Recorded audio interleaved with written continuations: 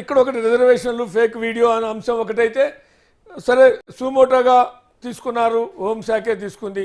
సరే దాని వెనకాల వాళ్ళు చెప్పే రాజకీయ కోణం అంటే ఢిల్లీ పోలీసులు అనగానే సహజంగా మన చేతిలో ఉంటారు. మళ్ళీ తెలంగాణ పోలీసులు అంటే కంప్లైంట్ ఇచ్చినా వాళ్ళ మీద ఏదో కేసు పెట్టినా తూతు మంత్రంగా ఉంటుంది. కాబట్టి ఢిల్లీ పోలీసులు కేసు పెడితే ఢిల్లీ చుట్టూ తిరగాలి. కాబట్టి ఆ మేరకు ఎంతో కొంత వాళ్ళ మీద ప్రెజర్ పెరుగుతుంది. ఆ ప్రెజర్ పెరిగితే వాళ్ళు ఎంతో కొంత డిఫెన్స్లో పడతారు అనేటువంటి కాన్స్పిరసీ కూడా దీని వెనకాల ఉంది. అసలు ఫేక్ వీడియోల గురించి కాంగ్రెస్ని టార్గెట్ చేయటం లేదు, ఢిల్లీ పోలీసుల సుమోటోగా తీసుకొని దేశవ్యాప్తంగానే దీన్ని అరెస్టులు చేసి దేశవ్యాప్తంగానే కాంగ్రెస్ని ఏదో ఇబ్బంది పెట్టాలి, అందరూ దేశవ్యాప్తంగా అరెస్టులు అయిన వాళ్ళందరూ అనివార్యంగా ఢిల్లీకి రావాలి. ముందుగా పివి గారు, ముందుగా మీకు అట్లాగే మహేష్ గారికి, పుల్లారావు గారికి అండ్ రాకేష్ గారికి, మన బిగ్ టీవీ ప్రేక్షకులందరికీ నమస్కారం అండి.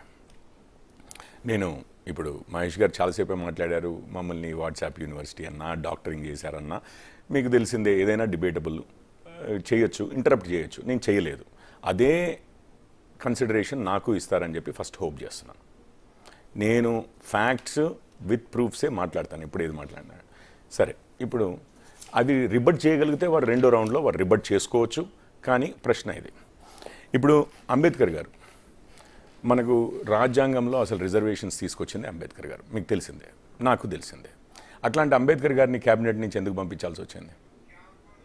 వారు వెళ్ళిపోయారో, పొగబెడితే ఉండలేక వెళ్ళిపోయారో, ఎందుకు పంపించారు? 1950లో మనకు రాజ్యాంగం, అందులో రిజర్వేషన్లు వచ్చింది. 51 కల్లా వారు ఉండలేకుండా చేసి కాంగ్రెస్ ప్రభుత్వంలో వారిని బయటికి పంపించి 52లో ఎలక్షన్లు అయితే బాంబే పార్లమెంట్లో కాంగ్రెస్ క్యాండిడేట్ని పెట్టి మరీ ఓడించారు. ఒకటి. ఇప్పుడు ఒక ఎస్సీ సామాజిక వర్గానికి చెందిన వ్యక్తి రాజ్యాంగాన్ని రచించిన అతనికి దశాబ్దాల పాటు ప్రధానమంత్రులుగా ఉన్న కాంగ్రెస్ ప్రధానమంత్రులు వారికి వారు భారతరత్న ఇచ్చుకున్నారు. కానీ మన రాజ్యాంగం బేసిస్ మీదనే మిగిలింది. ఈరోజు బైబిల్ అయినా అదే, భగవద్గీత అయినా అదే అని అందరం అన్ని పార్టీల వాళ్ళు ఒప్పుకుంటారే. మరి అట్లాంటి వారికి భారతరత్న ఎందుకు ఇవ్వలేకపోయింది? అంటే ఎందుకు అంత వ్యతిరేకత రిజర్వేషన్లు ఇచ్చారు చేయబట్ట? ఒకటి. రెండవది, ఇప్పుడు ఎన్నో దశాబ్దాల తర్వాత ఒక బీసీ వ్యక్తి ప్రధానమంత్రి అయ్యారు దేశానికి.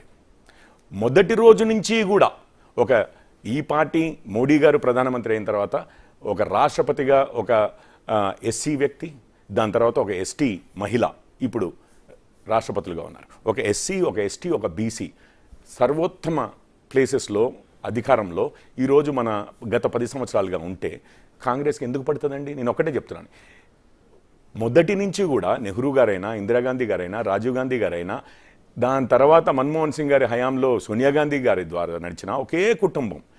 వీరిప్పుడు జిత్నా ఆబాదీ ఉత్నా హక్ అంటారు రాహుల్ గాంధీ గారు. ఏదండి హక్కు? 5 దశాబ్దాలు కూడా కేవలం ఒక్క ఫ్యామిలీ, అంటే ఒక్క ఫ్యామిలీకి ఒక కులం ఉంటుంది, ఒక మతం ఉంటుంది. అదే కులము, అదే మతము, అదే కులం వాళ్ళే మొత్తం నడిపించి మేము బడుగు బలహీన వర్గాలకి సపోర్ట్ ఇచ్చేవాళ్ళము, అసలు మిగిలిన వారంతా ఇది అని అంటారు. ఇంకొకటి, ఆర్ఎస్ఎస్ గురించి మాట్లాడుతూ ఉంటారు, వీళ్ళ ఇది అంబేద్కర్ గారి ఎలక్షన్ ఏజెంట్ ఆ సంవత్సరం ఎవరు అనుకుంటున్నారు? దత్తోపంత్ థెంగ్డి. ఆయన ఎవరు? ఆర్ఎస్ఎస్ ప్రచారక్. షెడ్యూల్డ్ క్యాస్ట్ ఫెడరేషన్కి ఆయన జనరల్ సెక్రటరీ చేస్తే ఎవరో వచ్చి ఒక బ్రాహ్మణుడిని షెడ్యూల్డ్ క్యాస్ట్ ఫెడరేషన్కి ఎట్లా మీరు జనరల్ సెక్రటరీ చేస్తారని చెప్పి అంబేద్కర్ గారిని అడిగితే, అంబేద్కర్ గారు ఆయన కంటే పెద్ద దళితుని నువ్వు నాకు చూపించిన రోజు నేను వారిని కూడా జనరల్ సెక్రటరీ చేయడానికి రెడీ అని అన్నారు. అది ఆర్ఎస్ఎస్కి అంబేద్కర్ గారికి ఉన్న బంధం. ఇక అంతకంటే ఎక్కువ మాట్లాడాల్సిన అవసరం. ఇన్ని రోజుల తర్వాత ఇదంతా అయిందండి. నేను ఓన్లీ ఫ్యాక్ట్స్ మాట్లాడతాను. మన ప్రభుత్వం ఇక్కడ మీకు తెలుసు, సుప్రీంకోర్టు 50% మీద లిమిట్ చేసింది.